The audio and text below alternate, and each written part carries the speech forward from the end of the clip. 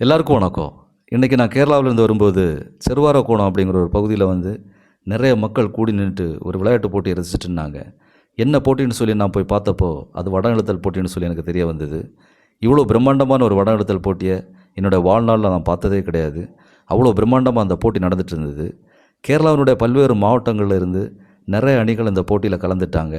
இந்த போட்டி நடத்துறதுக்கு அவங்க ஒரு பெரிய மேடை அமைச்சிருந்தாங்க. அந்த வடம் இழுத்தல் மேடையை பார்த்தீங்கன்னு சொன்னால் கிட்டத்தட்ட ஒரு 100 மீட்டர் அளவுக்கு இருந்தது. அது மாதிரி அந்த வடம் பார்த்தீங்கன்னு சொன்னால் ரொம்ப தடிமனாக ரொம்ப ஹார்டாக இருந்துச்சு. ஒரு சாதாரண ஆளால் அந்த வடத்தை பிடிக்க முடியாது. நல்ல அனுபவம் வாய்ந்த வீரர்களால் மட்டும்தான் அந்த வடத்தை பிடிக்க முடியும். நடுவர் விசில் அடித்த உடனே அந்த 2 அணிகளும் ரொம்ப ஆக்ரோஷமாக வலிமையோடு அந்த வடத்தை இழுத்தாங்க.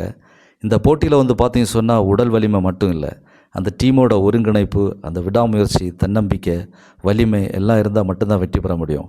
அது மாதிரி அந்த அணியில் உள்ள எல்லா வீரர்களும் ஒரே நேரத்தில் இழுக்கிறது ரொம்ப ரொம்ப முக்கியம். இந்த போட்டியில் பார்த்தீங்கன்னு சொன்னால் எல்லா வீரர்களும் அவங்களோட அந்த வலிமையும் அந்த திறமையும் அவங்க வெளிக்காட்டினாங்க.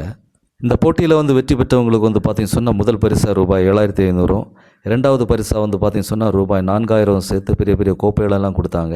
அது மாதிரி இந்த போட்டியில் கலந்துகிட்ட எல்லாருக்கும் பரிசுகள் வழங்கப்பட்டது. மொத்தத்தில் இந்த வடம் இழுத்தலுங்கிறது வெறும் போட்டி அல்ல, அது ஒரு ஒற்றுமை, அது ஒரு முயற்சி மற்றும் தன்னம்பிக்கையை கற்றுக் கொடுக்குற ஒரு வாழ்க்கை பாடம்னு சொல்லலாம். இந்த போட்டியில் நாம் பங்கேற்கிறதுனால நமக்கு மன வலிமையும் உடல் வலிமையும் வளர்த்துக்கொள்ள முடியும். நீங்கள் எத்தனை பேர் இந்த மாதிரியான வடம் இழுத்தல் போட்டியில் கலந்துட்டுருக்கீங்கன்னு சொல்லி அந்த கமெண்ட் பாக்ஸில் கமெண்ட் பண்ணுங்கள். Okay, thank you.